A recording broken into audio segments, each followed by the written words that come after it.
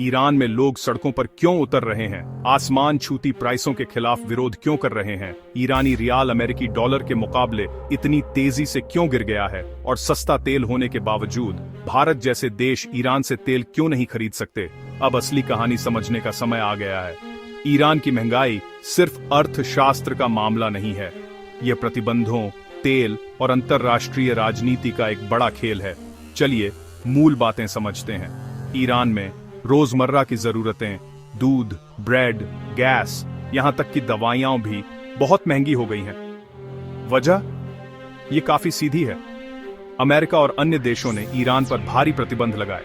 अचानक ईरान अपना तेल आसानी से बेच नहीं पा रहा था।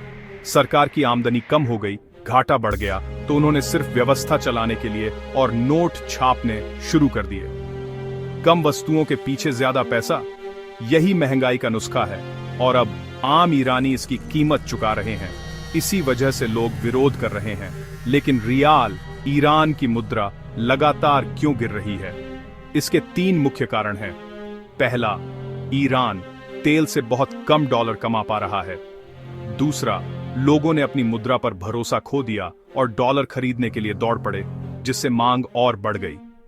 तीसरा, काले बाजार में लेन देन बढ़ गए और गैर सरकारी विनिमय दरें सरकारी आंकड़ों से और दूर हो गईं। जब डॉलर की कमी होती है और लोग घबरा जाते हैं तो स्थानीय मुद्रा और गिर जाती है। रियाल के साथ यही हुआ। अब उन प्रतिबंधों की बात करते हैं। इन प्रतिबंधों ने ईरान को उसके बैंकिंग तंत्र, तेल व्यापार, विदेशी निवेश और अंतर्राष्ट्रीय भुगतान में सबसे ज्यादा नुकसान पहुंचाया है। कई ईरानी बैंकों को स्विफ्ट से काट दिया गया, वह वैश्विक प्रणाली जो बैंकों को देशों के बीच पैसे भेजने की सुविधा देती है। आसान शब्दों में, ईरान तेल बेच सकता है, लेकिन उसे आसानी से भुगतान नहीं मिल सकता। इसे आर्थिक अलगाव कहते हैं। इसका व्यापार पर क्या असर पड़ता है? ईरान जरूरी मशीनरी, तकनीक या कल पुर्जे आसानी से आयात नहीं कर सकता।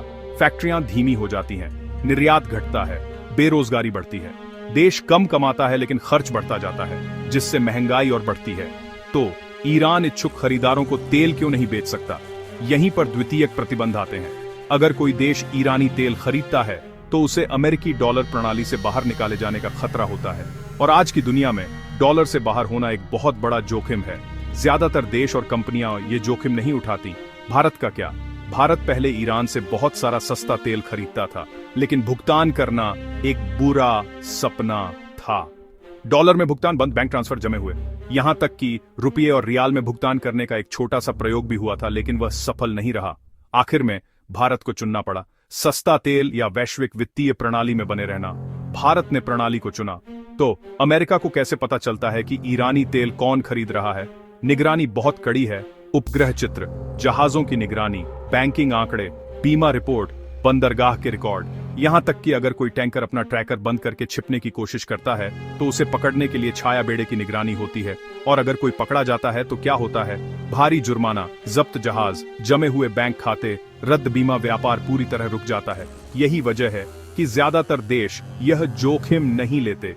निष्कर्ष ये है, ईरान में लोग सिर्फ महंगाई से नहीं जूझ रहे हैं, वे एक आर्थिक युद्ध में फंसे हैं, जहां हथियार प्रतिबंध हैं, रणभूमि तेल है और कीमत आम लोग चुका रहे हैं। क्या प्रतिबंध हटने पर ईरान फिर से उभर पाएगा, या यह संकट उसका नया सामान्य बन जाएगा? मुझे टिप्पणियों में बताएं कि आप क्या सोचते हैं।